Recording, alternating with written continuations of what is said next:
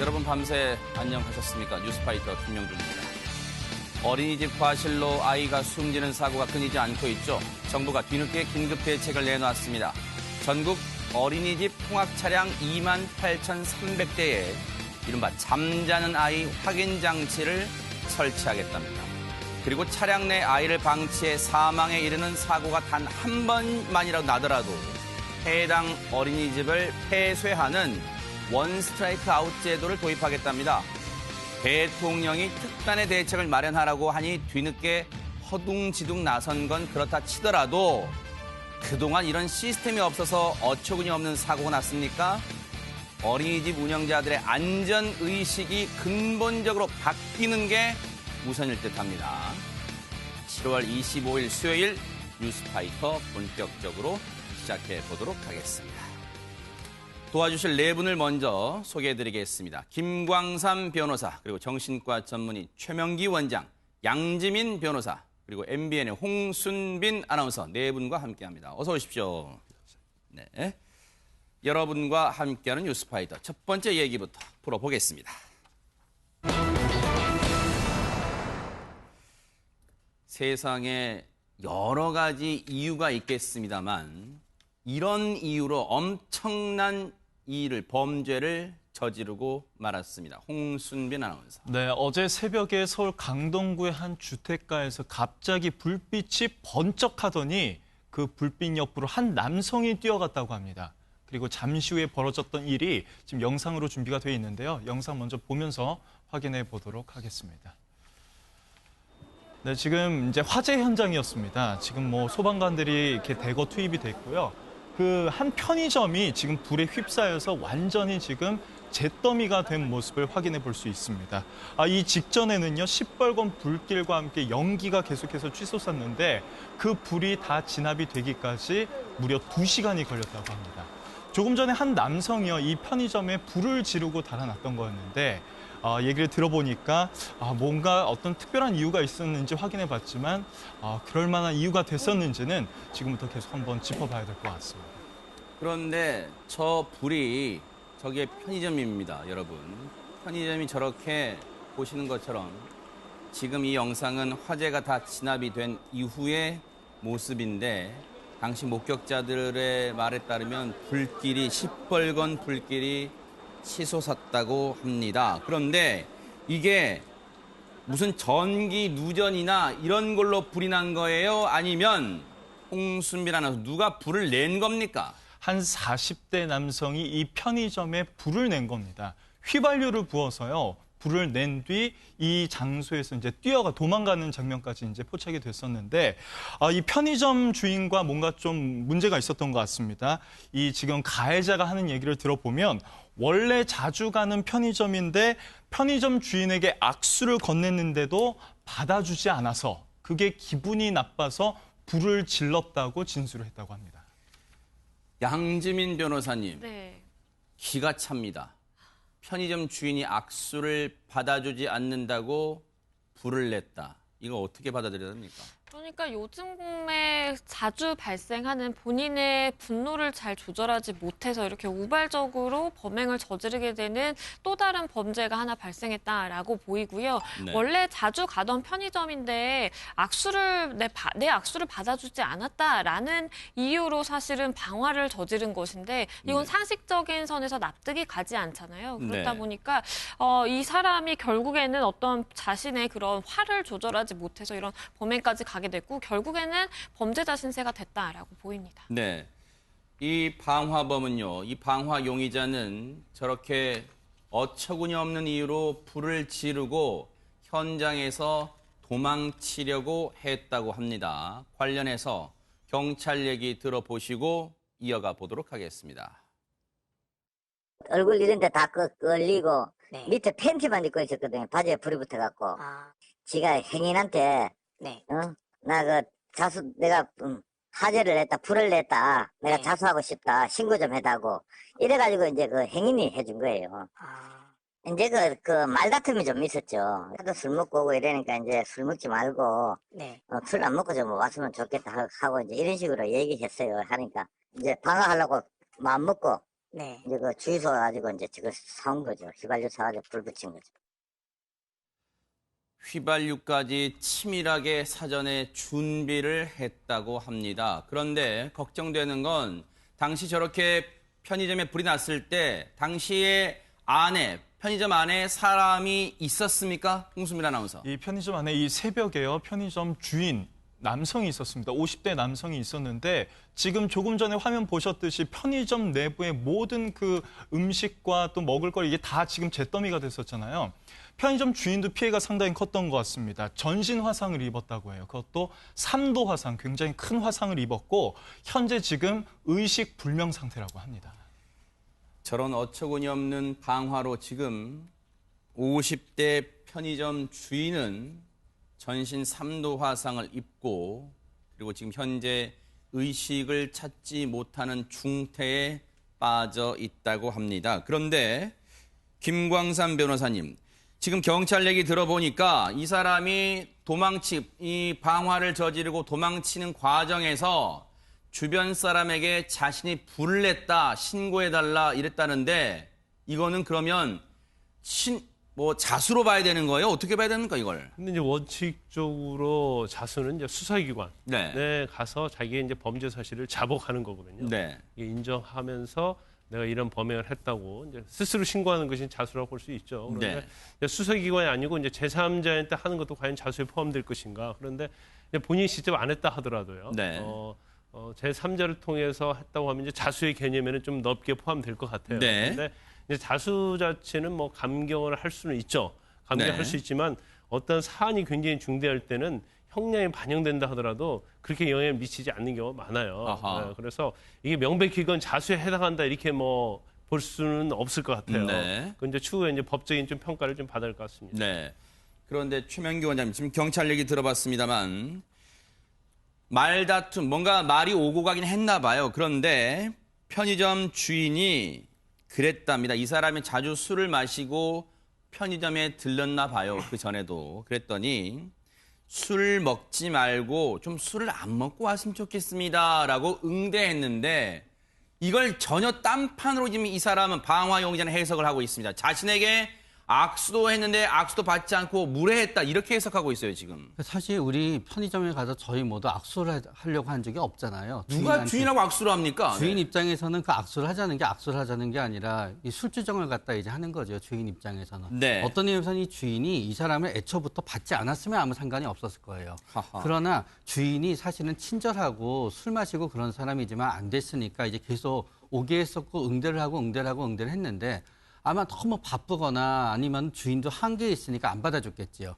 그럼 그걸 그렇게 생각하는 게 아니라 이전에는 내가 이랬을 때 당신들이 받아주다가 오늘 안 받아주는 걸 보니 당신들이 무례했다고 이 사람이 이제 생각하게 되는 거고요. 아하. 거기에다가 술에 취해 있으니까 자기가 화가 나서 잘못 받아들이는 걸 못 받아들이고 오히려 자신은 화가 나지 않는다고 생각하게 되는 거고요. 네. 그러면서 불을 지르면서도 불을 지른 후에 일어날 수 있는 모든 그 다음에 있었던 일은 충동적으로 잊어먹어서 네. 이런 끔찍한 사건이 생기는 거지요. 아하, 양지민 변호사님, 지금 네. 이 편의점 주인 50대 편의점 주인은 지금 전신 3도 화상을 입고 중환자실, 지금 중태에 빠져 있습니다. 의식을 찾지 못하고 있어요.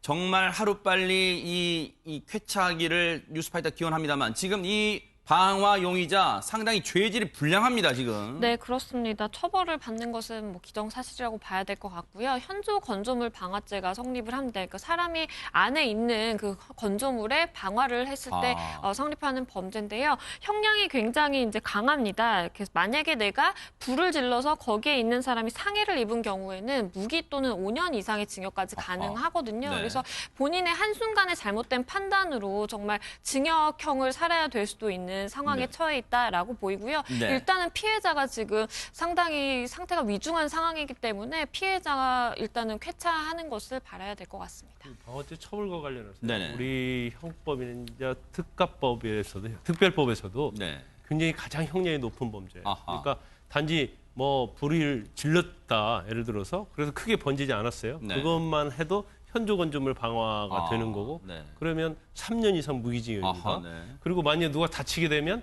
5년 이상 또는 무기징역이고 아하. 만약에 자기의 어떤 방화로 인해서 어떤 사람이 사망을 했다. 그러면 사형까지 할 수 있어요. 사형, 아하. 무기 7년 이상이거든요. 아하. 그런데 우리가 살인죄가 사형 무기 5년 이상형이에요. 네. 그런데 현조 건전을 방화, 치사, 사망을 하면 오히려 살인죄보다도 형량이 더 높죠. 아하, 네.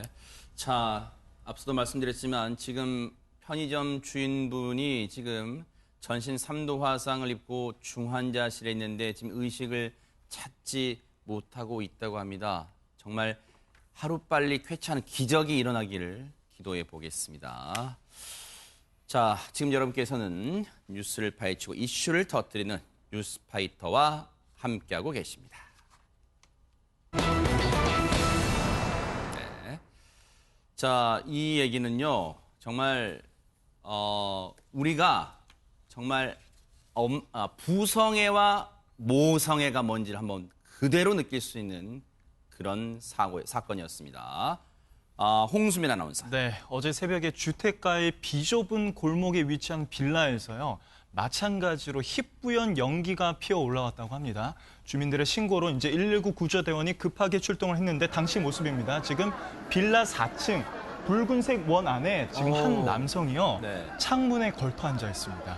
그 사이 지금 희뿌연 연기가 계속해서 이렇게 뿜어져 나오고 있습니다. 지금 뭔가를 좀 이렇게 시도를 하려고 하는 것 같은데, 그러니까 자신의 그러니까 한 딸과 아들을 지금 구조하려고 하는 모습입니다. 3층에 보시면 지금 구조대원이 있잖아요. 네. 4층에서 이 아버지가 자신의 4살 된 어린 딸, 그리고 11개월 된 이 어린 아들을 불 속에서 구출하기 위해서 이렇게 건네려고 하는 모습을 확인할 수 있습니다. 그 사이 계속해서 지금 연기가 나오고 있고 불길이 지금 이제 치솟고 있는데 네. 그 뜨거운 열을 다 지금 견뎌내면서 네. 아이들을 구조하고 있는 모습입니다. 지금 저 보세요. 빌라 4층입니다. 4층인데 지금 주변에 아마 주민분들이 찍은 휴대전화 영상 같기도 해요. 지금 많이 흔들립니다만 지금 주변에 계신 분들이 안타까운 목소리 지금 들리시죠? 어떻게 지금 하는 목소리가 고스란히 들립니다. 지금 매캐한 연기가 계속해서 4층 빌라 내부에서 뿜어져 나올 정도로, 그리고 그 안에 얼마나 뜨겁겠습니까? 그 화재 열기로 인해서요. 그런데도 지금 이 3층을 통해서, 바로 아래층입니다. 3층을 통해서 소방대원들이 창문을 통해 위에 다가갔고요. 지금 저 아버지, 지금 저 집의 가장입니다.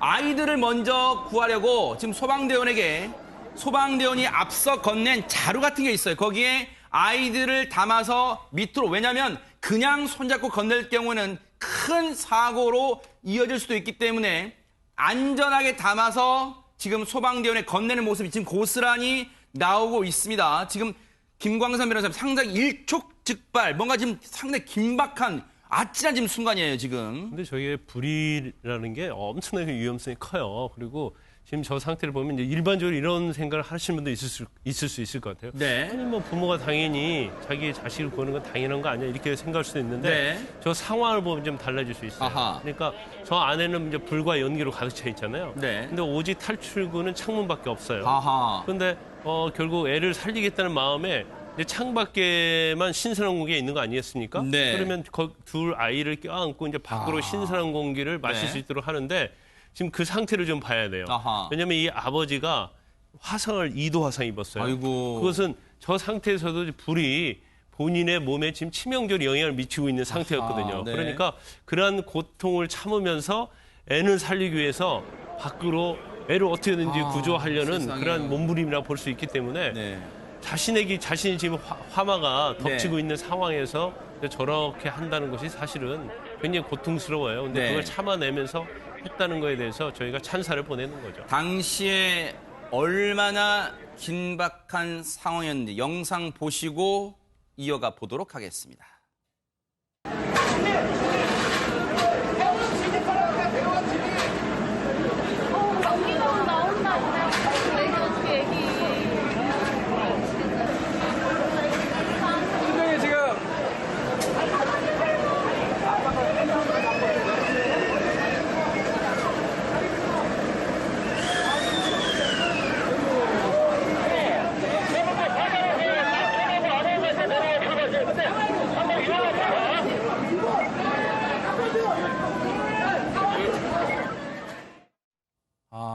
지금 저 영상을 보면요. 저희가 진짜 그냥 지금이야 안전하게 다 내 가족이 다 안전하게 구조가 돼서 지금 저희가 뉴스파이터에서 이렇게 정말 천만다행으로 말씀을 드릴 수 있죠. 저 당시에 주민분들 그 뭔가 걱정하는 소리 들으셨죠? 어떻게 막 연기도 계속해서 뿜어져 나옵니다. 최명기 원장님, 저 때 아버지가 침착하게 아이들 먼저 내려보낸다는 게 우리가 말은 부성에 아버지니까 당연한 거 아니야 하겠지만 정말로 어려운 거예요. 어렵다고 생각돼요, 진짜. 일단은 아버지랑 아이와의 유대감이 평소에 많았었을 것 같은 거예요. 네. 결국은 아이를 많이 안고 아이를 많이 다뤄본 사람이 위기 상황에서도 그 상황을 갖다 유지할 수 있거든요. 네. 더군다나 4살짜리 아이는 상당히 우리가 안고 있으면 쉽지가 않아요. 아하. 그렇기 때문에 유대감도 있고 네. 또 저는 이 사건 보면서 대비되는 사건이 떠올랐어요. 우리가 네. 몇 달 전에 어떤 어린아이 엄마가 아이는 사망했는데 엄마는 거기에서 이제 그 피해 있고 그래가지고 이제 그게 방화냐 아니냐 했는데 네. 마지막에 그 뭐 이불에 그 일부러 담뱃불로 그랬죠. 일부러 하더라도 불이 안 난다 그 사건이 생각이 났어요. 네. 우리가 모든 부모가 똑같은 상황에서 아이를 지키기 위해서 할 것 같지만 네. 사실은 그렇지 않은 부모가 있고 그런 부모가 있고요. 네. 결국 그거는 평소에 가지고 있는 아이에 대한 어떤 사랑과 생각과 신념과 아이와 보낸 시간이 네. 이런 응급 상황에서도 영향을 갖다 발휘하는 것 같아요. 네. 이 영상 후반부를 지켜보면 이제 또 아버지의 어떤 남편으로서의 어떤 책임감까지 확인해 볼 수 있는 게 이 11개월 된 이 아들을 건네는 순간 불길이 더 연기가 더 거세집니다. 아하. 밑에 보시면 지금 에어매트가 설치가 돼 있어요. 네. 이 남편이 아이들을 다 구했으면 본인도 탈출할 생각을 해야 되는데 창문에 계속 걸터 앉아 있거든요.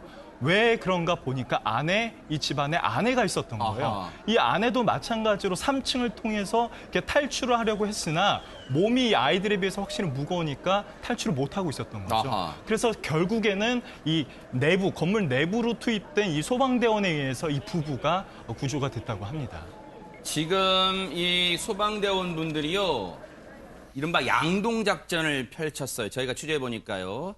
지금 이 불길이 거세니까 이 구조대 한 팀은 보신 것처럼 3층에서 이 아이들을 받아내기 위해서 구조를 했고요. 그리고 한 팀은 4층, 저 지금 불이 난 4층으로 올라갑니다. 그래서 입구에서부터 소방하우스로 불을 진압을 하고 있었어요. 그래서 다행히 그 다급한 순간에 아이들은 그 맥한 유독가스가 엄청나게 나오고 있었잖아요. 그래서 그 밑에 있던 구조대원, 3층에 있던 구조대원들 창틀에 매달려서 정말 구조대원들도 위험한 순간이었어요. 아무런 안전장치 없이 창틀에 매달려서 아이들을 받아내는 바로 저분들입니다. 그리고 4층에 투입된 화재 진압 대원들은 그 사이에 불을 꺼서 저 아버지와 엄마, 즉 부부는요, 4층에 불이 다 진압된 다음에 화재 이 구조대원들에 의해서 다행히 안전하게 구조가 될 수 있었습니다.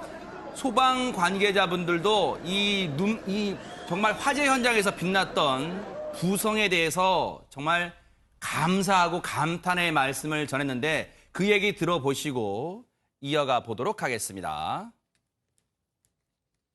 빌라 4층 창문 전체에서 연기가 나오고 있었고요. 방 창문 한쪽 창문에 그 네 가족이 매달려 있는 상태였고요.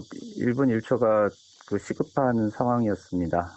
부모님의 아이들이 워낙 어리고 그러니까 그 농연이 굉장히 유독가스라 농연을 마시지 않게 하기 위해서 바깥으로 최대한 몸을 빼서 아이들을 먼저 신선한 공기를 마실 수 있도록 일단은 그렇게 조치를 하고 있었던 걸로 보였습니다. 거실은 벌써 불길이 타고 있는 상태라 바로 진입이 곤란하고 거기로 진입할 때 물을 너무 많이 뿌리게 되면은 그 뜨거운 상태에서 수증기가 갑자기 그 와중에서 몇백도가 더 상승하면서 그 창문 쪽으로 열기가 뿜어져 나오면서 그 요구조자 계시는 분들이 뜨거운 김에 화상도 입을 수 있고 2층하고 3층.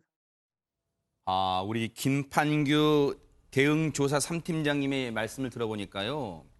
저희는 그냥 화재 진압이 그냥 무조건 물을 뿌리면 되는 줄 알았더니 그게 또 아니었습니다. 자칫 물을 계속 잘못 뿌리다간 그 뜨거운 김, 수증기에 의해서 안에 있던, 즉 저 방쪽 창가에 있던 부부와 아이들의 그 뜨거운 수증기에 의해서 더 화상이나 또 유독가스 등을 더 마실 수 있는 위험에 처할 수 있기 때문에 단계적으로 화재 진압을 했다. 이런 말씀도 해주셨는데 양진 변호사님. 네. 이 현장에 출동했던 소방 관계자분들이 그런 말씀하세요.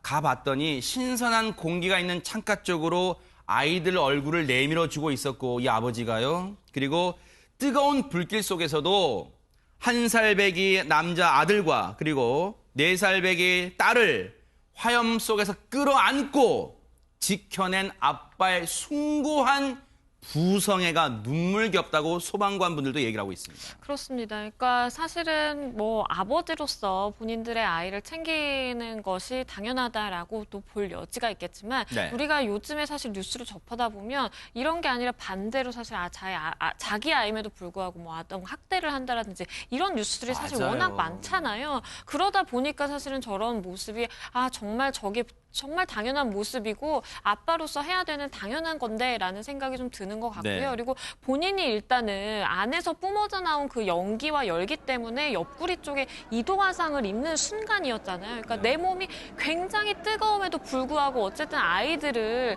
챙기느라고 그 상태로 그 자세로 계속 몇 분간 이제 유지를 할 수밖에 없었는데 그것마저도 견뎌냈기 때문에 정말 네. 저렇게 아이들을 참 안전하게 구조할 수 있었던 것 같고요. 네. 그리고 부모님들과 더불어서 저렇게 3층에 굉장히 위험하게 매달려서 물론 철저하게 이제 숙련이 된 전문가이시기는 하지만 소방대원들의 그런 노력도 굉장히 또 빛났던 것 같습니다. 네.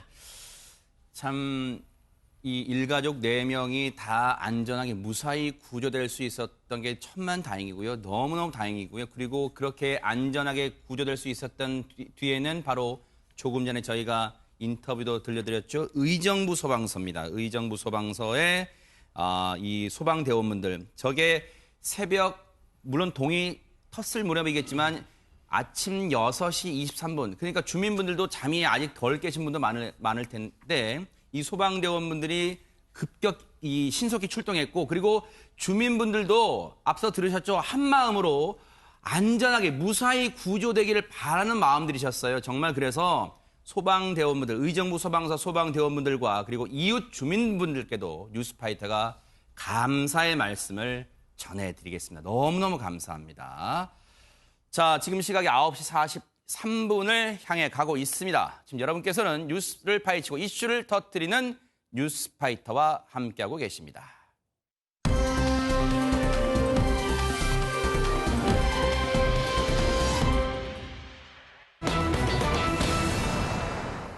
오랜만에 뉴스파이터에서 전해드리는 이름이긴 합니다만 탤런트 이경실 씨, 요즘 배우로 활동 많이 하고 있습니다. 이경실 씨의 이름이 지금 갑자기 등장했는데 김광삼 변호사님 왜 그럽니까? 이경실 씨와 이경실 남편 이제 최모 씨죠. 2015년도에 승용차 안에서 지인의 아내를 이제 성추행했다는 문제가 굉장히 불거졌고 아하. 또 그게 법적으로 비화됐습니다. 네. 근데 그 과정에서 이경실 씨가 남편을 좀 옹호하면서 네. 피해자가 마치 금전적 목적이 있어서 이런 일을 꾸미냐 그런 뉘앙스의 그런 글을 올렸어요. 근데 결과적으로 그 부분에 대해서는 이경실 씨가 SNS에 올린 그런 글들이 그 피해자 김모 씨에게 대해서는 명예훼손이 되고 그다음에 그 남편 최모 씨는 강제추행한 범죄 사실이 인정돼서 일단 뭐 유죄 판결 받았습니다. 이경실 씨도 제가 알기로는 아마 명예훼손죄로 500만 원 벌금 받은 것 같아요. 그리고 이 피해자가 그 남편 최모 씨하고 이경실 씨를 상대로 해서 네. 민사소송을 제기했거든요. 그래서 명예훼손과 관련된 부분에 있어서는 이경실 씨와 최모 씨가 부부간 네. 공동으로 5천만 원을 유자료를 지급하라 이런 판결이 선고됐고 네. 그다음에 남편 최모 씨에 대해서 이제 강제추행 범죄 사실이 1심에서 인정이 됐잖아요. 네. 그렇기 때문에 범죄 사실이 인정이 된다. 그래서 네. 유자료로 네. 3천만 원을 지급하라는 판결이 선고가 된 걸로 네. 알려져 있습니다. 지금 이 부부 공동, 지금 보시는 것처럼 부부 공동, 그러니까 이경실 씨와 그리고 남편 공동으로 5천만 원을 피해 여성에게 위자료로 지급을 하고 그리고 남편은 별도로 강제 추행 혐의에 대해서는 또 3천만 원을 또 위자료로 지급하라고 최근 법원이 선고를 했는데 그럼 잠시 이 사건의 기억을 더듬어 보려면 양지민 변호사님, 대체 이경실 씨가 이번 사건의 피해 여성을 향해서 뭐라고 대체 SNS 등에 글을 남긴 거예요? 이게 그 언론을 통해서 그 이경실 씨의 남편이 지인을 성추행했다라는 게 이제 보도가 막 나오고 나니까 네. 이경실 씨가 본인의 SNS에 이제 글을 올리게 됩니다. 아하. 뭐라고 했냐면요. 귀갓길에 그 남편이 그 지인을 집에 데려다 주는 와중에 그 지인이 남편에게 장난을 좀 쳤나 보다라고 이제 시작을 하는데요. 그것만 보더라도 사실 일반 대중들 입장에서는 뭔가 지인이 먼저 남편에게 이렇게 의도하고 접근한 건가라는 그런 걸로 읽히게 되는 거고요. 네. 그다음에 이 피해자가 사실은 쫓겨나다시피 이사를 해야 될 상황이었다. 그러면서 물론 내 남편도 어렵지만 하지만 보증금과 아이들 학원비까지 이미 그 피해자에게 도와준 바가 있고 그렇기 때문에 사실은 그 문장들을 보자고 한다면 대중들 입장에서는 돈을 노리고 이 남편에게 먼저 좀 접근을 했나 보다라는 사실 인식을 잘못 심어주게 될 수가 있는 거죠. 네. 그러면서 기경실 씨가 또 뭐라 그러냐면요. 이 지인 피해자가 다음날 남편에게 제가 너무 술이 취해서 기억이 없다, 죄송하다라고 사과까지 했다라는 겁니다. 그러니까 이 글만 보면 전적으로 이경실 씨의 남편이 피해자고 지금 피해자, 그러니까 추행을 당했다라고 하는 피해자가 오히려 가해자가 된 것 같은 그런 인식을 하게 됩니다. 그러면서 그 글이 빠르게 확산되면서 피해자가 사실은 소위 말해서 우리가 꽃뱀 아니냐라는 아이고. 비난을 많이 받게 됐거든요. 네. 그런데 이게 어쨌든 그 사람의 명예를 훼손했고 허위 사실을 유포한 것이다라고 이번에 법원에서 판단을 하게 된 거죠. 근데 김광삼 변호사님 궁금합니다. 왜냐하면 이경실 씨가 그래도 공인이고 지금 방송 활동 지금도 여전히 하고 있단 말이에요. 그런데 재판 과정에서 SNS를 통해서 이러이러한 그 피해 여성이 사실은 피해 여성이 아니라 우리 남편에게 먼저 좀 접근을 했고 그리고 금전적으로 어렵고 이런 말을 했는데 그럼 법원이 지금 부부 공동으로 5천만 원 위자료 이렇게 판결한 이유는 대체 뭡니까? 이렇게 글을 남겼는데. 일단 뭐 그 피해자에게 이제 2차 가해를 가한 것이라고 본 거죠. 이게 그럼 사실이 아니라고 본 거예요? 그렇죠. 그러니까 이제 범죄 사실을 민사 이제 판결을 봐야 하는데 네. 설사 사실이다 할지라도 네. 그게 상대방에 대해서 구체적 사실을 적시하면 명예훼손이 되는 거고 그게 허위 사실을 적시하면 네. 정보통신망법이 됐건 아니 형사적으로 됐건 형량이 훨씬 더 무거워요. 아하. 그런데 일단 유자료를 지급하라는 금액이 일반적 유자료 금액에 비해서 굉장히 크거든요. 아하. 그러면 허위 사실에 의해서 유포를 해서 명예훼손했다는 그런 내용이 될 가능성이 크다고 봐요. 예, 예. 그런데 일반적으로 이제 성범죄와 관련해서는 네. 뭐 남편 아니면 애인이 어떤 성적 범죄를 저지르면 남편의 얘기만 듣게 되죠. 아하. 그럼 남편은 자기를 합리화하기 위해서 또 다른 얘기를 할 수 있는 거고. 네. 그러면 피해자가 왜 그랬을까? 근데 사실은 이제 피해자는 정말 피해를 받아서 신고를 하고 고소를 한 건데 그걸 이제 다른 목적, 뭐 꽃뱀이랄지 아니면 경제적으로 어렵다랄지 이제 그런 식으로 해서 주장하는 경우가 굉장히 많아요. 네. 그래서 이경실 씨 같은 경우는 제가 볼 때는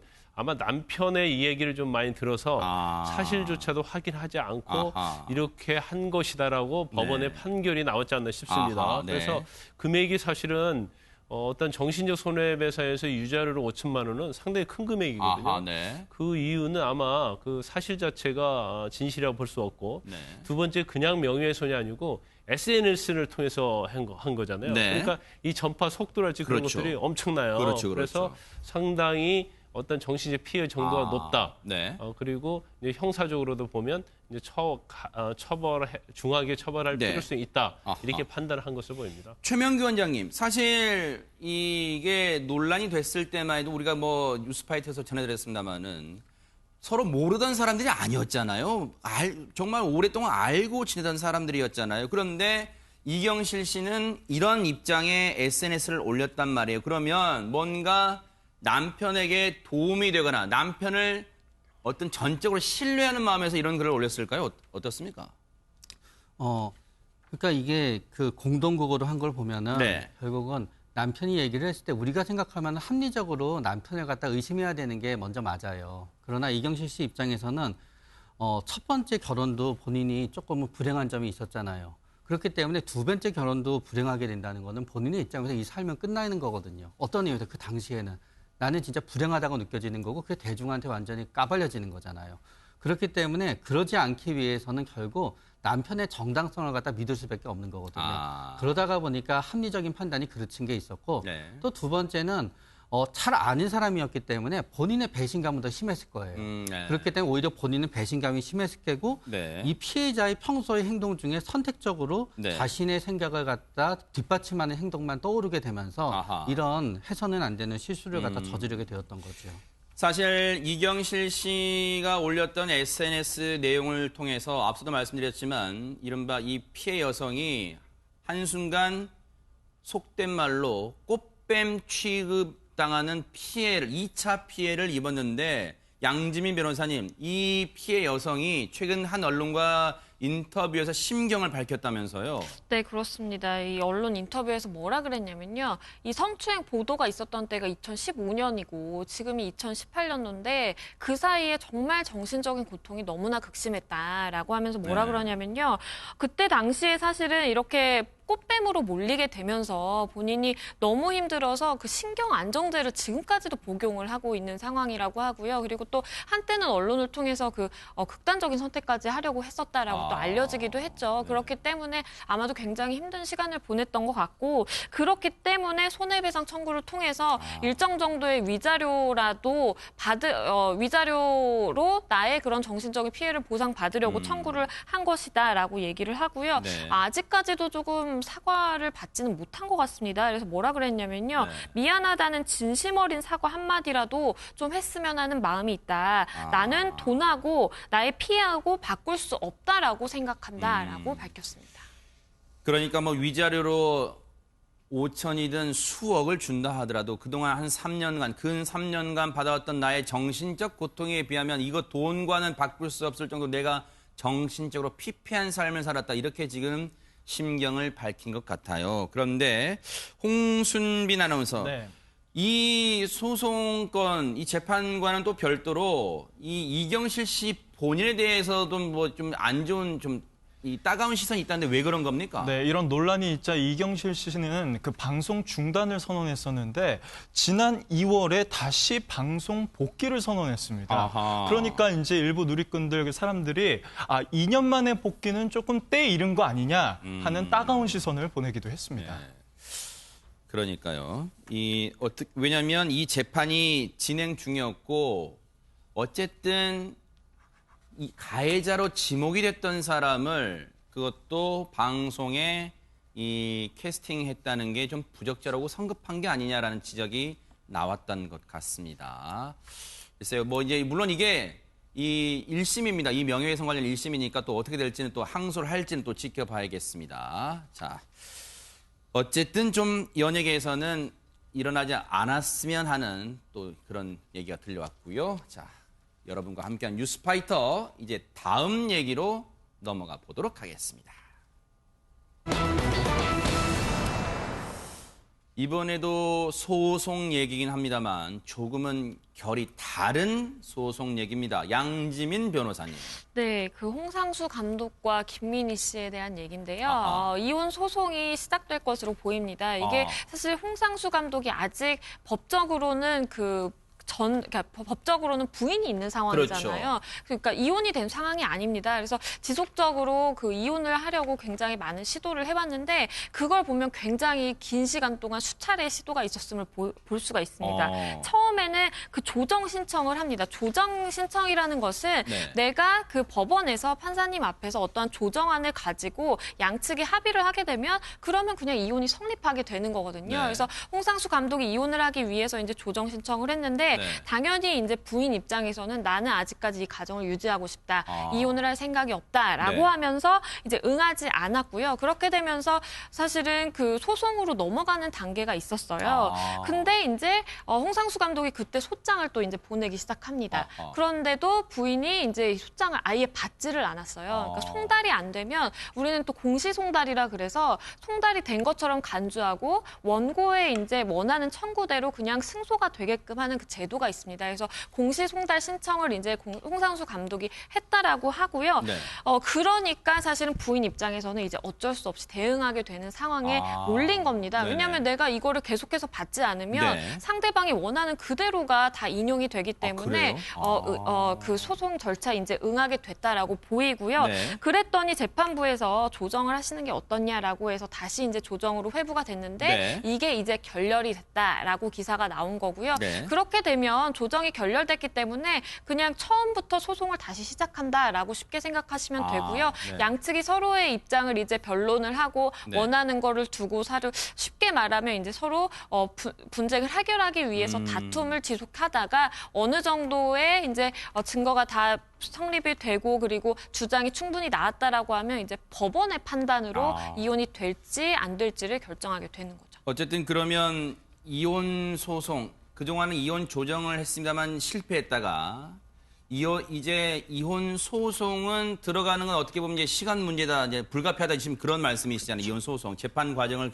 거치게 되는데 사실 여러분 기억나시겠지만 두 사람의 연인설이 불거졌던 게 벌써 2년 전입니다. 2016년에 불거졌었는데 여러분들의 기억을 좀 더듬어 보게 떠올리기 위해서 홍순민 아나운서 정리를 해볼까요? 두 사람이 대체 무슨 일이 있었습니까, 그동안에? 네, 두 사람이 2015년에 영화에서 처음 만났습니다. 감독과 주연 배우로서 이렇게 인연을 맺어서 그 후로 현재까지 이제 3년 동안 불륜 관계를 유지해 온 겁니다. 그 사이 이제 김민희 씨는 홍상수 감독의 뮤즈로 자리매김을 하면서 많은 작품 활동을 둘이 함께 해 왔는데요.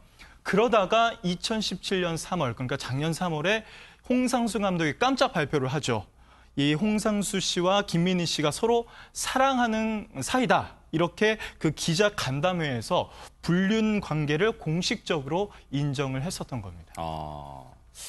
지난해 3월 기자 간담회에서 사랑하는 사이다 했는데 그 관련해서 이 홍상수 감독의 얘기 직접 한번 들어보시고 이어가 보도록 하겠습니다. 저희 두 사람 사랑하는 사이고요. 하여튼 저희 나름대로 진솔하게 사랑하고 있습니다. 저희는 만남을 귀하게 여기고 믿고 있습니다. 그리고 진심을 다해서 만나고 사랑하고 있습니다. 그냥 저에게 놓여진 어떤 다가올 상황이나 놓여진 상황 모든 것들을 겸허히 받아들이고 있습니다. 나란히 두 사람이 공식석상에서 저렇게 인터뷰 형식으로 입장을 밝혔습니다. 들으신 것처럼 사랑하는 사이다. 그리고 김민희 씨도 진심을 다해서 만나고 사랑하고 있고 모든 것들을 앞으로 다가올 상황들을 놓여질 상황들을 겸허히 받아들이고 있다. 이런 말도 했습니다. 최명기 원장님이 보실 때는 글쎄요. 물론 나이에는 사랑도 국경도 없다고 합니다. 참고로 말씀드리면 두 사람의 나이 차는 23살이 납니다. 어떤 점에 저렇게 어떻게 보면 이 세상의 따가운 시선을 감내하면서까지 이렇게 뭐랄까요? 입장을 밝힐까요? 첫 번째 이제 돌아올 수 없는 강을 갖다 걷는 건데요. 네. 만약에 이 둘의 관계가 이렇게 공론화되지 않고 그냥 우리가 그냥 아름아름 소문으로만 있었다고 가정하게 되면은 중간에 어느 정도 뜨거운 사랑이 식게 되면 다시 아내한테 돌아갈 수 있었을 텐데 그건 이제 불가능한 상황이 됐고요. 네. 그런 다음에 만약에 둘 사이의 사랑이 식었다고 가정했을 때 홍상수 감독이나 김민희 씨나 다른 사람을 갖다 선택하는 것도 또 비난을 받는 처지인 거거든요. 네. 그렇기 때문에 여기에 머무를 수밖에 없는 점이 있고요. 네. 또 둘의 관계는 연인의 관계이자 동시에 감독과 어떤 배우의 관계인데요. 네. 그동안 이제 밤이 해변에서 혼자가 상당 예상외로 굉장히 커다란 어떤 성과를 내줬거든요. 네. 그렇기 때문에 그런 부분에서 어떤 공동체 의식이 있는 부분이 있고요. 그러나 만약에 그거는 앞으로의 영화계에서 성과를 내지 못하고 네. 홍상수 감독이 다른 여배우를 갖다 섭외하면서부터는 관계의 갈등이 상당히 있을 수 있고요. 네. 그런 다음에 둘 다 어떤 의미에서 굉장히 이게 현실에서도 있지만 굉장히 바쁜 상황이긴 한데 네. 어떤 의미에서 이혼을 한다는 게 둘의 공동 목표가 생긴 거예요. 네. 홍상수 감독의 이혼을 한다는 게. 네. 그렇기 때문에 이런 상황에 놓이게 되면은 굉장히 우리 원래 홍상수 감독의 처가 피해자임에도 불구하고 두 사람의 생각 속에서는 마치 그 사람이 자신의 사랑을 갖다 가로막는 사람이 되게 되면서 이혼을 할 때까지는 굉장히 탄탄한 관계가 유지될 가능성이 있는 거예요. 앞서도 보셨지만은 두 사람이 뭐 커플링이라고 하잖아요. 커플링까지 나란히 같은 손에 끼고 있는 모습도 저희가 볼 수가 바로 이겁니다. 볼 수가 있었는데 김광산 변호사님 소송에 이제 가게 되면 이 아마 시청자분들의 관심도 그럴 거예요. 실제로 홍상수 감독이 원하는 대로 이혼이 이루어질 가능성이 있습니까? 근데 이제 법적으로만요. 네. 법적으로만 홍상수 감독의 처가 완강히 이제 거부한다고 한다면 사실 이혼을 될 가능성이 별로 없죠. 왜냐하면 이혼에는 이제 유책주의와 파탄주의가 있습니다. 아, 그게 뭐예요? 이제 파탄주의는 누구의 책임이 있든 간에 일단 혼인을 계속할 수 없는 그런 상태가 되면 이혼을 허용하는 거예요. 네네. 그런데 유책주의는 어떤 파탄의 책임이 있는 사람이 이혼 소송을 할 때 네. 이걸 인정하지 않는 거예요. 근데 우리나라는 유책주의거든요. 아하, 네. 그런데 2015년도에 대법원 네. 전원합의체가 있는데 네. 원칙적으로 유책주의를 천명을 했습니다. 아하. 그래서 책임 있는 자는 이혼 소송을 제기하지 못한다. 네. 그런 취지의 판결이 있었는데 네. 단 네. 혼인을 계속하기 어려운 중대한 사유가 있고 네. 단지 그 혼인에 있어서 상대방 배우자가 오기나 감정으로 인해서 그걸로 인해서 혼인을 하지 않으려고 할 때는 유책주의에 예외적으로 허용한다는 그런 판례가 있긴 해요. 네. 그렇지만 분명히 뭐 홍상수 감독 같은 경우에는 뭐 불륜의 책임이 홍상수 감독에 있잖아요. 네. 그렇기 때문에 상대방 배우자의 어떤 또 다른 규책 사유가 있지 않는 이상은 소송으로 이혼하기는 쉽지 않다. 단지 상대방 배우자가 일단 조정은 불성립됐잖아요. 뭐 소송 과정에서 마음이 변하면 모르겠지만 근데 결과적으로는 아마 소송에서는 패소할 가능성이 크고 아마 유언 제청을 할 것 같아요. 그게 뭐예요? 또? 그러니까 법원 과정에서 자기가 지게 되면 네. 아니면 1심이나 뭐 항소심에서 유책주의를 취하는 우리 민법이 헌법에 위배된다. 그런 취지로 유언 제청을 하면 위헌 제청을 또 이게 대법원까지 가서 또 전원합의체에서 이제 결정을 할 수 있는 거죠. 근데 최명기 원장님, 요거 하나만 마지막 여쭤볼게요. 사실 이런 보도가 나오게 되면 이 순간 제일 정말 억장이 무너지고 뭐랄까요? 정말 심적 고통을 받는 사람은 다름 아닌 홍상수 감독의 아내가 아닐까 싶습니다. 맞습니다. 그렇기 때문에 홍상수 감독의 아내의 입장에서는 어떻게든지 이혼을 갖다 하게끔 해줄 수는 없는 거예요. 결국은 홍상수 감독과 김민희 씨가 가장 원하는 게 이혼이라 그러면은 반대로 그거를 안 해줌으로 인해서 그래도 하루하루를 갖다 살아갈 수 있는 거예요. 결국 이혼을 안 해주는 게 결국은 홍상수 감독이 다시 진정한 사랑으로 본인한테 돌아올 거라고 생각할 가능성은 높지 않을 것 같아요. 그러나 저 사람들이 원하는 대로 해줄 수는 또 없는 거예요. 그리고 그건 전 어떤 의미에서 감정적으로 이 아내분을 갖다 버티게 하는 힘이라고 생각해요. 두 사람은 앞서 인터뷰에서도 보셨지만 로맨스라고 굳게 믿고 있는 것 같아요. 하지만 여긴 대한민국입니다. 누군가는 크나큰 심적 고통을 받고 있다는 거 성인으로서 한 번쯤은 생각해 보는 게 어떨까 하는 생각도 해봅니다. 여러분과 함께하는 뉴스파이터, 다음 얘기로 넘어가 보겠습니다.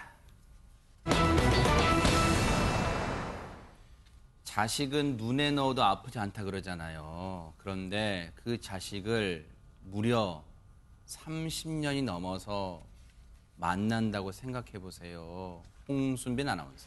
네, 어제 오전에 대구지방경찰청 여청수사팀 이 사무실에서는요. 반가움과 미안함과 그리고 안도의 눈물 소리가 들렸다고 합니다. 네. 그 사무실 안의 모습이 저희가 준비가 되어 있는데요. 그 모습부터 확인해 보도록 하겠습니다. 네, 지금 50대가 된 아버지와 그리고 30대가 된 딸의 31년 만에 상봉하는 모습이 이렇게 어느 쪽이 아버지예요? 맨 왼쪽에 네. 50대 그 보라색 옷을 입은 남성의 아버지고요. 가운데가 30대 여성. 그리고 오른쪽에 있는 외국인 남성이 누구냐면요. 이 여성의 남편입니다. 아하. 지금 30년이란 세월 동안 저 영상만 봐도 많은 게 변화가 있었다. 지금 그러니까 외국인 남성과 결혼을 한 것 같아요. 지금 보니까. 그렇습니다. 네. 그래서 저렇게 30년 만에 극적인 상봉을 했는데 여러분 이 와닿지 않으시죠? 30년의 세월. 30년 만에 만나는 느낌, 감정이 대체 어떤 것일까? 저희가 영상으로 한번 보여드리겠습니다. 보시고 이어가 보도록 하겠습니다. 아유 고마워. 아유 고마워. 아유 고마워. 너무 고마워. 지금 나는 내가 죽은 줄 알았고 이런데 이렇게 32년 동안 안 보. 너무 고맙고 어떻게 말을 할 수가 없어. 우리 딸을 같이 이렇게 사랑해주고 같이 애기들 놓고 사니 얼마나 고맙냐. 어? We're very thankful too that we 아버님의 저 눈물. 앞서 우리 홍순빈 아나운서도 얘기했습니다만 아마 미안함의 눈물이 더 기쁨의 눈물보다 더 앞섰을 거예요. 정말로 눈물을 주체하지 못하면서 딸을 만난 이 기쁨을 표현하고 있습니다. 그런데 대체 이 부녀 사이에 어떤 일이 있었길래 30년 만에 이렇게 만나게 된 거예요, 홍순빈 아나운서? 그러니까 1987년에 이 아이와 그리고 할머니, 아버지가 있었는데 아버지는 일을 하러 나간 사이 그리고 할머니가 잠시 집을 비운 사이에 당시 3살이었던 이 딸이요. 집을 나갔다가 길을 잃어버리게 된 겁니다. 네. 그래서 이제 실종이 됐었던 거죠. 네. 그리고 나서 대구의 한 보육시설에 맡겨졌다가 아하. 1년 6개월 후에 독일로 세상에. 바다 건너 독일로 입양을 가게 된 겁니다. 아이고. 그 사이 아버지는 이제 딸을 찾지 못하고 평생 30년이 넘도록 무거운 마음의 짐을 이제 갖고 있다가 네. 이번에 이렇게 딱 만나게 된 거죠. 당시 어렸을 때의 모습이고요. 네. 오른쪽이 이제 최근의 모습입니다. 이게 왼쪽이 정말 어렸을 때 아마 저게 모르긴 몰라도 보육원에서 있었을 때 찍었던 사진일 것 같아요. 그 보육시설 1년 6개월 동안 있었잖아요. 그리고 독일로 입양이 됐고 지금 오른쪽 사진은 지금 이순애 씨의 현재 모습 그 사진. 이순애 씨도 자신이 그렇게 실종된 뒤 입양됐다는 사실을 알고 얼마나 애타게 가족을 찾으려고 애를 썼을 거예요. 그런데 김광삼 변호사님, 이게 지금 이게 알려졌으니까 우리가 30년 넘게 31년 만에 찾았다 하지만 당시 1년 6개월 보육원에 있다가 대구에 있는 보육원에 있다가 독일로 입양이 됐어요. 그러면 이게 영영 못 찾을 수 있는데 어떻게 찾은 거예요, 이걸? 근데 일반적으로 어릴 때 이렇게 애를 잃어버리면 찾는 네. 경우가 이렇게 많지 않습니다. 그렇죠. 네. 그런데 다행히도 보육원에 입양이 됐기 때문에 보육원에서 1년 6개월 동안 있었다고 그래요. 네네. 그러면 1년 6개월 있으면 사실 보육원에서 이제 기록하게 되거든요. 그다음에 이 애가 독일로 1년 6개월 있다가 독일로 입양 가면 이제 그에 관한 이제 서류를 갖다 작성해 놓겠죠. 네. 그런데 이 아버지가 모친에게 애를 맡겨놓고 갔다 와서 보니까 이제 애가 없어졌다는 건데 네. 대구에 있는 보육원을 다 찾아 돌아다녔다는 거예요. 아하. 근데 그때 좀 정말 운이 좋고 잘했으면 그때 아이를 찾을 수 있었을 텐데 그러니까요. 아무튼 뭐 그때 찾지 못하고 네. 결국은 입양을 가게 됐습니다. 네. 그런데 지금 이렇게 찾아주게 된 곳이 이제 대구 경찰청 여성 청소년계거든요. 아하. 근데 여청계가 이런 어떤 실종이랄지 아니면 이제 성범죄 그런 걸 많이 하는데 아. 좀 그 입양과 관련된 부분에 있어서 네. 찾아달라고 하니까 여러 가지 수소문을 하고 결국은 찾아낸 거예요. 아. 그래서 근데 경찰의 도움이 결정적으로 31년 만에 제외하는데 도움을 준 거죠. 역시 경찰 대단합니다. 우리 아마 그 경찰청마다 그 장기 실종 사건 수사팀 아마 거기서 아마 해결을 한 것 같아요. 네. 그런데 보세요. 이 딸도요. 양진미 변호사님. 앞서도 제가 말씀드렸지만 아버님 이세원 씨만 한국에서 백방으로 수소문해서 딸을 찾으려고 했던 게 아니라 이 딸도 우리 아빠, 우리 가족은 잘 있을까? 정말 그리워했을 거 아니에요. 맞습니다. 그 이순애 씨가 밝히기로는 31년 동안 정말 한국을 많이 그리워하고 가족들에 대한 궁금증과 그리고 그리움으로 지냈다라고 얘기를 하는데요. 사실은 이제 좋은 부모님들을 사실 잘 만나서 독일에서 잘 자랐지만 어머니가 양어머니가 먼저 이제 세상을 떠나셨대요. 그러면서 내 부모님은 어디 계실까 하면서 친부모님에 대한 그런 간절함이 더 커졌다라고 하고요.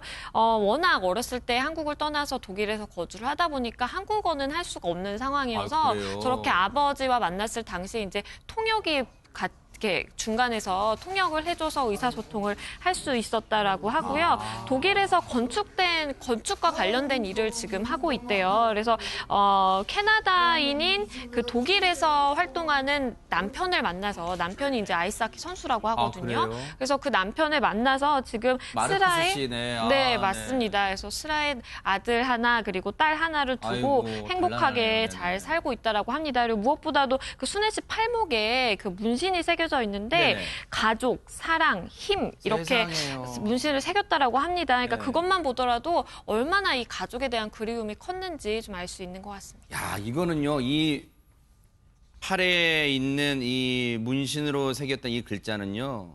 가족, 사랑, 힘. 이거 딱 문장이 되네요. 가족의 사랑이 내가 지금까지 버틸 수 있었던 힘이다.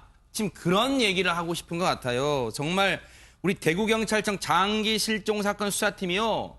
정말로 큰 일을 하신 것 같은데 경찰 얘기, 대구지방경찰청 장기 실종 수사팀 박동환 형사의 얘기 한번 들어보시고 이어가 보도록 하겠습니다.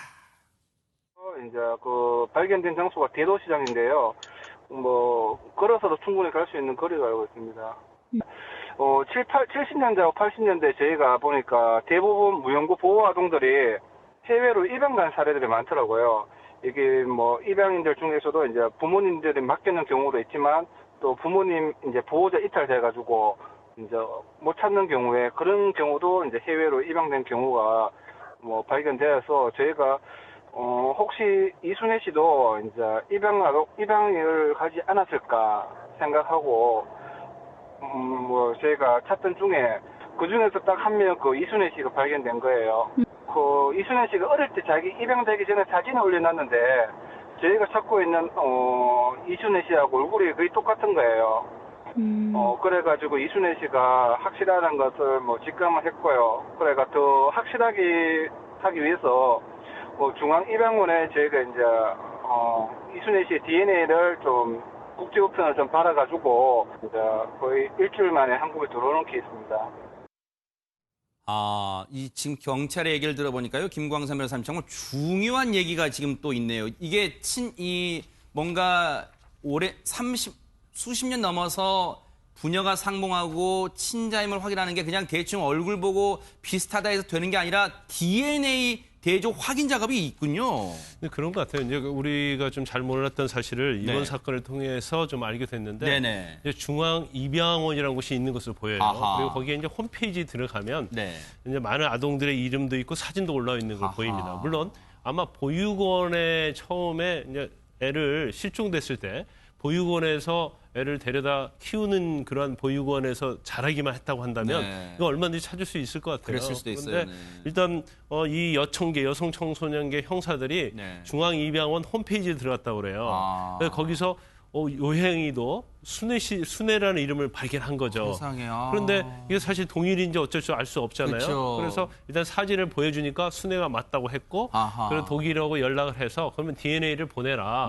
그래서 DNA를 확인해 보니까 이제 친자 관계가 확인된 거죠. 그런데 의외로 말이죠. 장기 미제 실종 사건이 굉장히 많습니다. 그럴 것 같아요. 그리고 제가 기억이 나는 것은 지금 버스 터미널이건 어디 길가 가면 송이를 찾아주세요라는 그런 플랜카드를 아마 누구나 한 번쯤 봤을 거예요. 그러니까 그건 제가 볼 때는 몇십 년 전에 그 딸을 잃어버렸는데 얼마나 가슴에 이렇게 있으면 지금 몇십 년 동안 그렇게 하겠습니까? 그래서 이런 부분은 좀 예산도 좀 많이 투입하고 그래서 국가에서 좀 적극적으로 좀 나서줬으면 하는 그런 바람이 좀 있죠. 정말 경찰분들이 큰일 하셨어요. 정말 앞서 말씀드렸지만 그냥 사진만 대조하니까 맞다.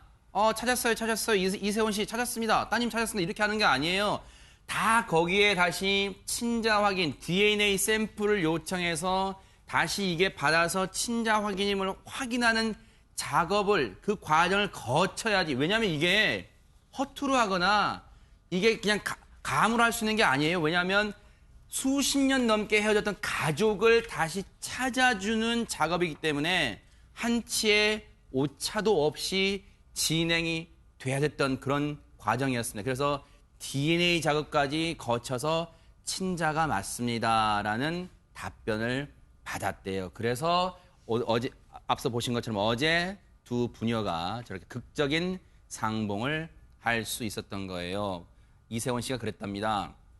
아빠가 31년 전에 일 나갈 때 돈 많이 벌어와서 맛있는 거 많이 사줘 라고 네가 말했던 거 기억하니? 그랬더니 고개를 가로저었답니다. 물론 이제 중간에 통역을 해주셨겠죠. 그런데 그때가 3살이었으니까 최명규 원장님 기억이 안 나는 게 어떻게 보면 당연할 수 있어요. 그런데 뭔가 이 뭉클함이 있을 거예요. 아빠가 정말 그랬어요? 라고 물어볼 것 같아요. 왜냐하면 이제 이렇게 입양된 쪽에서는 항상 그 갈등이 있다 그럽니다.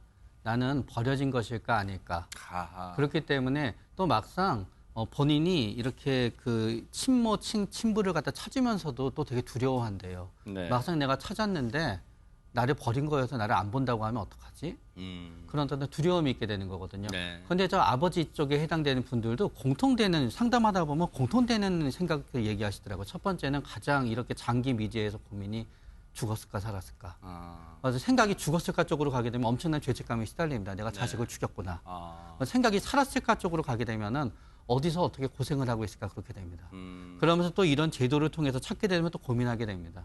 우리 애가 내가 사실 버린 게 아닌데 버렸다고 오해를 해서 나를 안 만나주면 어떡하지? 그러니까요. 그래서 저 말에 있었던 가장 커다란 아버지의 뉘앙스는 뭔가 하면은 내가 너를 버린 게 아니었어라고 얘기해주고 싶었던 겁니다. 그래서 내가 너를 버린 게 아니었어라고 하는 거고 그 마지막 말을 네가 기억하니? 라고 물어봤는데 우리 따님의 입장에서는 그게 마지막 말이 있고 나서 한참 또 할머니랑 있었거든요. 그렇기 때문에 잊어먹을 수밖에 없었던 거죠. 만약에 아버님이 이게 내가 너한테 하는 마지막 말이야 라고 했으면 아마 기억했을 겁니다. 앞서도 이 사진이 여러 장 지나갔는데 이게 언뜻 제가 드는 생각인데 이게 확실치는 않아요. 저희가 알아봤더니 현장에, 저 상봉 현장에 아버지 이세원 씨 그리고 따님 지금 순애 씨 보이잖아요. 이 두 분 말고 그리고 앞서 보셨던 남편, 순애 씨 남편 마르쿠스 씨 그리고 한 분이 더 계셨는데 저 뒤쪽 보면 눈물을 흘리고 계신 분이 좀 보일 거예요. 잠시 뒤에 보입니다. 안경 쓰신 분인데 아마 오빠도, 순애 씨 오빠도 여기에 오셨다고 했는데 바로 저분 같아요. 저분이 저 뒤에 보이시죠? 저분이 오빠 같아요. 오빠도 너무너무 이 30년 전에 잃어버렸던 동생을 찾으니까 얼마나 좀 눈물을 글썽글썽하시잖아요. 아마 제가 뭐 단언할 수는 없습니다만 제가 지금 현장에 오빠도 왔다고 하니까 아마 저분이 아닌가 표정으로 봐서는요. 왜냐하면 다른 분들은 이제 사진도 찍고 있습니다만 아닐 수도 있습니다만 저는 일단 그렇게 믿고 싶어요. 왜냐하면 저 표정에서 뭔가 이 애잔함이 묻어나는데 양지민 변호사님 사실 저는 이 상봉했을 때 물론 기쁘기도 하지만요. 다시 시간을 거슬러 올라가 보면 30년 전에 이 아버지께서 이세원 씨가 일을 하러 구미에 갔다가 잠시 애를 맡겨놓은 거잖아요, 순애 씨를. 근데 아이를 보던 할머니께서 장을 보러 간 사이에 지금 이 집을 나갔다가 이렇게 30년 만에 실종됐고 30년 만에 만난 건데 당시에 그러니까 이세원 씨 입장에서는 어머니, 그러니까 이순애 씨한테는 할머니. 이 할머니의 마음이 어땠을까? 30년 동안 정말 아마 피멍이 들었을 것 같아요, 가슴에. 그렇죠. 당연히 마음고생이 굉장히 심하셨을 것 같고요. 그리고 물론 이제 아버지도 굉장히 나 때문에 아이를 잃어버렸다라는 죄책감이 크셨겠지만 가장 크셨던 분은 아무래도 그 할머니셨을 것 같습니다. 왜냐하면 어쨌든 아버지가 할머니에게 아이를 돌봐달라라고 맡겨놓고 일을 하러 가신 건데 할머니가 잠깐 나간 사이에 내가 아이를 잃어버렸구나라는 죄책감 때문에 사실은 그 많은 시간 동안 더 힘드셨을 수도 있겠다라는 생각이 생각이 들고요. 그러면서 한편으로는 또 본인의 이제 아들이 딸을 찾으려고 저렇게 백방으로 노력하는 걸 보면서 또 얼마나 힘드셨겠어요. 근데 무엇보다도 참 와닿는 게 이 아버지가 이 87년도에 딸을 잃어버렸는데 2016년도에도 경찰서에 찾아가서 딸을 찾아달라라고 요청을 하셨다고 하더라고요. 그러니까 정말 아버지는 30년 동안 딸을 찾아 헤맸구나라는 생각이 듭니다. 그 할머니께서는 그러셨을 거 아니에요. 내가 그때 시장만 안 갔어도 그랬을 거 아닙니까? 그런데 이순애 씨가 홍수매랑 이순애 씨와 남편분은 그러면 그냥 바로 독일로 가나요? 어떻습니까? 그래서 그 할머니의 마음을 좀 헤아리려고 하는 건지 상봉을 마친 가족이 이 할머니 집을 방문을 하고요. 그다음에 이제 그 주변의 대도시장까지 방문을 한다고 합니다. 이렇게 일주일 동안 이제 국내에 체류를 하다가 다시 돌아간다고 하네요. 정말로 축하드리고요. 그리고 다시 한번 말씀드리지만 우리 대구경찰청 장기 실종 사건 수사팀 정말 큰 일을 하셨습니다. 고맙습니다. 뉴스파이터 여기서 마치겠습니다. 함께해 주신 여러분 고맙습니다.